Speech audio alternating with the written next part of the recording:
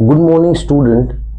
Now we have moved on the another topic of chapter 12, sexual reproduction in flowering plant, and the name of the topic is microgametogenesis and male gametophyte. देखिए ध्यान दीजिए, यहाँ पे दोनों अलग word हैं। Microsporogenesis, जिसमें microspore mother cell से माइक्रोस्पोर बनते हैं, एंड नाउ माइक्रोगैमेटोजेनेसिस, जिसमें माइक्रोस्पोर डेवलप होते हैं and then they have make the mature structure of pollen grains.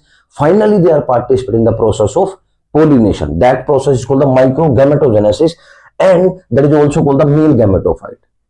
So before dehiscence of anther, student ध्यान दीजिए, dehiscence of anther होने से पहले पोलन ग्रेन्स एंथर के अंदर ही मैच्योर होता है। उस स्टेज पे आता है जब वो फाइनली पोलिनेशन में पार्टिसिपेट कर सके, उसके बाद ही the process is basically continued. तो दो फेज में पोलन ग्रेन्स मैच्योर होते हैं। एक फेज होता है pre pollination development. Pre word का मतलब होता है पहले और पोस्ट का मतलब होता है बाद में। तो प्री पोलिनेशन डेवलपमेंट का मतलब होता है पोलिनेशन से पहले डेवलपमेंट होता है पोलन ग्रेन्स में, और फिर होता है पोस्ट पोलिनेशन डेवलपमेंट, मतलब पोलिनेशन में पार्टिसिपेट करने के बाद भी डेवलपमेंट होता है पोलन ग्रेन्स में। तो दो तरह के डेवलपमेंट होते हैं, उसके बाद ही the structure is fully mature. तो पहले हम डिस्कस करेंगे आज प्री पोलिनेशन डेवलपमेंट को। बेटा ध्यान से समझिए, जब हम बात करते हैं प्री पोलिनेशन डेवलपमेंट, तो जैसे ही ये प्रोसेस बिगिनिंग होता है, जैसे इस प्रोसेस का स्टार्ट होता है, जो पोलन ग्रेन का न्यूक्लियस है, पोलन ग्रेन के अंदर जो न्यूक्लियस है बेटा, ये माइटोटिकली डिवाइड करता है। ध्यान देना सब। यहां पे सबसे पहले क्या होगा, जब प्री पोलिनेशन डेवलपमेंट की बात करते हैं, तो प्री पोलिनेशन में जो पोलन ग्रेन्स होता है उसके अंदर जो न्यूक्लियस होते हैं वो माइटोटिकली डिवाइड करते हैं। ये जो न्यूक्लियस है, ये डिवाइड होने के बाद का स्टेज है, ये पहले एक होता है, ये माइटोटिकली डिवाइड करते हैं। जब ये माइटोटिकली डिवाइड करते हैं, then they have make the two nucleus, they have make two unequal nucleus. जब ये माइटोटिकली डिवाइड करता है पोलन ग्रेन्स का न्यूक्लियस, तो ये दो अनइक्वल, जो इक्वल नहीं होते, न्यूक्लियस की फॉर्मेशन करते हैं। इसमें जो एक न्यूक्लियस होता है, वन न्यूक्लियस, दो बनते हैं, इनमें से एक न्यूक्लियस होता है वो लार्ज न्यूक्लियस होता है, उसको बेसिकली कहा जाता है वेजिटेटिव न्यूक्लियस, उसको कहा जाता है वेजिटेटिव न्यूक्लियस। और जो दूसरा न्यूक्लियस होता है बेटा, वो स्मॉल होता है साइज में, इसलिए उसको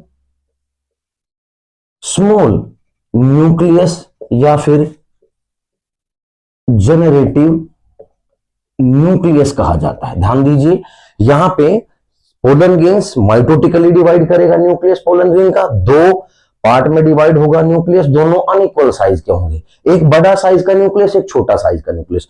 जो बड़ा साइज का न्यूक्लियस होगा उसको वेजिटेटिव न्यूक्लियस कहा जाएगा, और जो छोटा साइज का न्यूक्लियस होगा उसको जनरेटिव न्यूक्लियस कहा जाएगा।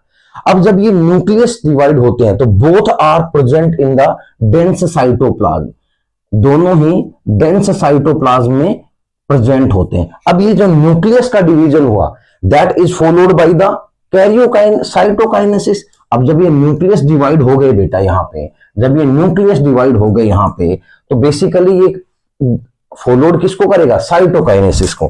किसको करेगा बेटा, साइटोकाइनेसिस को। तो ये जो न्यूक्लियस का डिवीजन होता है, that is followed by the cytokinesis. Cytokinesis followed करेगा। अब ये जो न्यूक्लियस है, जो दो पार्ट में डिवाइड हो गया है, that part is called the vegetative nucleus and that is called the generative nucleus.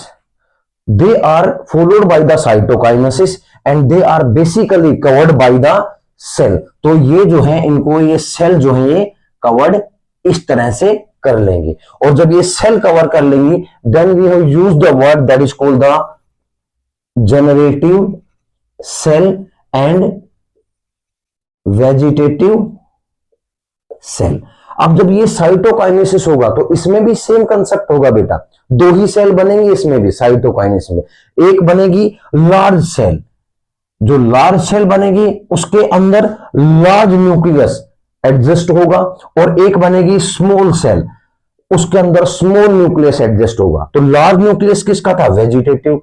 तो ये वेजिटेटिव न्यूक्लियस वेजिटेटिव सेल के अंदर एडजस्ट होगा, और जो जनरेटिव सेल्स है उसके अंदर स्मॉल न्यूक्लियस एडजस्ट होगा, and they have make these two structure that is called the generative cells and vegetative cells.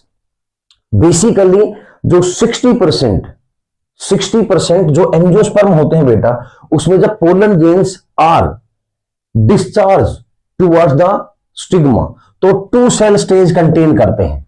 तो 2 सेल स्टेज का मतलब होगा, one is called the generative cell and second one is called the vegetative cells. तो 60% angiosperm में जब discharge होता है, डिहाइसेंस होता है पोलन गेन्स का, तो उस समय वो 2 सेल स्टेज कंटेन करता है, एक वेजिटेटिव सेल, दूसरी जनरेटिव सेल्स। लेकिन रिमेनिंग 40% ऐसे भी एंजियोस्पर्मिक प्लांट है जिनमें पोलन गेन जब डिस्चार्ज होता है तो they have basically contain the 3 cell stage. तो उसमें 2 ये सेल हो जाती है, एक वेजिटेटिव सेल हो जाती है, और जो जनरेटिव सेल्स होती है बेटा, जो जनरेटिव सेल होती है वो माइटोटिकली डिवाइड करती है, और दे have make the 2 male gametes. तो ये 2 मेल गैमेट्स बनाती है। तो उस कंडीशन में जनरेटिव सेल्स नहीं रहती, तो 2 मेल गैमेट्स बन जाती है, एक वेजिटेटिव सेल बन जाती है। तो 2 मेल गैमेट्स प्लस एक वेजिटेटिव सेल, कितने हो गए? 3 सेल स्टेज होगा। तो basically that process have been take place in the process of pre pollination development. ये तो होता है प्री पोलिनेशन डेवलपमेंट में, लेकिन ध्यान दीजिए अभी भी प्रोसेस, ये स्ट्रक्चर मैच्योर, फुल्ली मैच्योर नहीं हुआ है। Now that structure is enter into the post pollination development, और जब ये पोस्ट पोलिनेशन डेवलपमेंट में एंटर करेगा, then the process is about to finish. तो नेक्स्ट वीडियो हम शो करेंगे पोस्ट पोलिनेशन डेवलपमेंट का। Thank you student.